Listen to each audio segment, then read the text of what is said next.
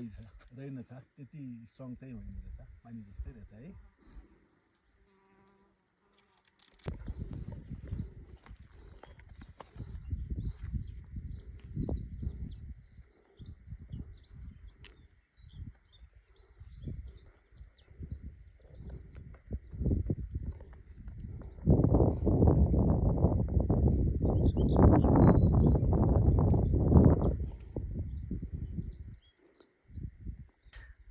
आज हामी यो सिमकोट हुम्लाको सिमकोट सदरमुकामबाट करिब 4 घण्टाको डिस्टेन्समा रहेको यो पञ्चमुखी हिमाल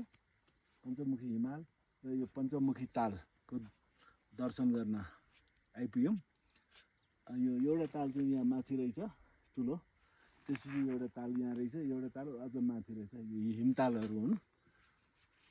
अहिले खासै धेरै हिउँ पग्लेको ताल ठुलो छैन, सानो सानो तालहरू हो, छोरोल्पा भन्दा धेरै सानो।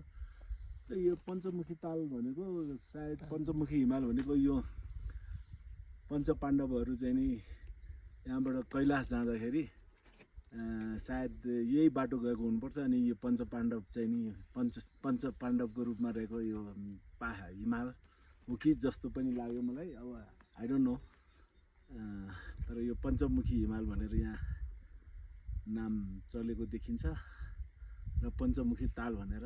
यस यो ब्युटिफुल ठाउँ छ, रमाइलो। यहाँ आउन सहिलो पनि रहेछ, सहिलो भने गाह्रो पनि। अब तर हामी यहाँ माथि चाहिँ गएनौँ, अब थाकियो पनि। यहाँ तल सानो ताल छ। थ्याङ्क यू, तपाईँहरू पनि आउनु होला, रमाइलो छ।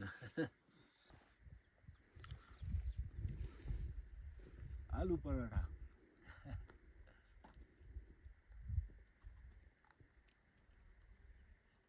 यो बाजी पनि आओस् न, आइसक्यो।